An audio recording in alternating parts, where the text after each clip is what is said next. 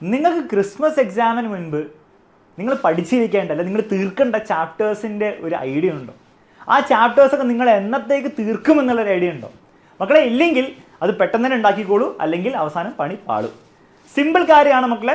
നിങ്ങൾക്കറിയാം ക്രിസ്മസ് എക്സാമിന് മുൻപ് നിങ്ങൾ ഓരോ സബ്ജക്റ്റിലും തീർക്കേണ്ട ചാപ്റ്റേഴ്സ് ഏതൊക്കെയാണ്. ഫിസിക്സിൽ എത്ര ചാപ്റ്റർ തീർക്കണം, കെമിസ്ട്രിയിൽ എത്ര തീർക്കണം എന്നുള്ളത് നിങ്ങൾക്ക് ഓൾറെഡി അറിയാം. അറിയില്ലെങ്കിൽ കുഴപ്പമൊന്നുമില്ല, ഡിസ്ക്രിപ്ഷനിൽ കൊടുത്തിട്ടുണ്ട് ഏതൊക്കെ ചാപ്റ്റേഴ്സാണ് നിങ്ങൾ പഠിച്ച് തീർക്കേണ്ടത്.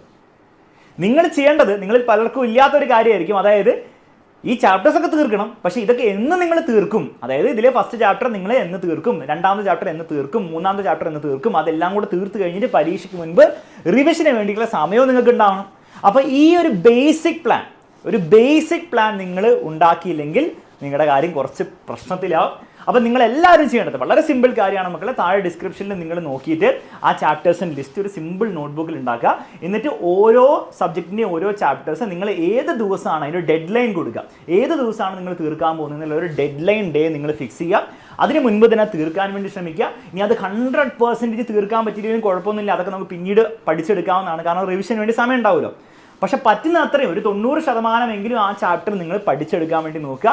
ഒബ്വിയസ്ലി നിങ്ങൾക്ക് എന്താണ് അത് ഫുള്ള് പഠിച്ചതിൻ്റെ ഒരു ഭയങ്കര ഒരു സാറ്റിസ്ഫാക്ടറി ആയിട്ടുള്ള ഫീലിംഗ് കിട്ടില്ല.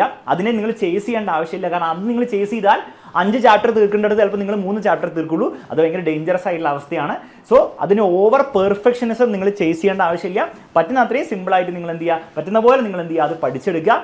എന്നിട്ട് ഈ ഒരു പ്ലാൻ പ്രകാരം ആ ചാപ്റ്റേഴ്സ് തീർക്കാൻ വേണ്ടി മാക്സിമം ശ്രമിക്കുക. എന്നിട്ട് നമുക്ക് എന്ത് ചെയ്യാം, റിവിഷൻ്റെ സമയത്ത് ആ പഠിക്കാൻ പറ്റാത്ത ഫുള്ളായിട്ട് പഠിക്കാൻ പറ്റാത്ത കാര്യങ്ങളൊക്കെ ഒന്നുകൂടി പഠിച്ചെടുക്കാം. പഠിച്ച കാര്യങ്ങൾ ഒന്നുകൂടി റിവൈസ് ചെയ്യേണ്ടത് വളരെ ഇമ്പോർട്ടൻ്റ് ആണ്. അപ്പോൾ ഈ ഒരു ബേസിക് പ്ലാൻ നിങ്ങളെല്ലാവരും ഇന്ന് തന്നെ ഉണ്ടാക്കി അത് കൃത്യമായിട്ട് ഫോളോ ചെയ്യാൻ വേണ്ടി ശ്രമിക്കുക.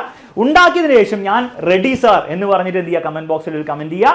ഈ വീഡിയോ നിങ്ങൾക്ക് യൂസ്ഫുൾ ആയി തോന്നുകയാണെങ്കിൽ തീർച്ചയായും കമൻറ്റ് ബോക്സിൽ കമൻറ്റ് എടുക്കുക മക്കളെ. അതുപോലെ തന്നെ നിങ്ങളുടെ ഫ്രണ്ട്സിനും ഷെയർ ചെയ്ത് കൊടുക്കുക. ഓക്കെ, മറ്റൊരു വീഡിയോയിൽ വീണ്ടും കാണാം. Bye bye and take care.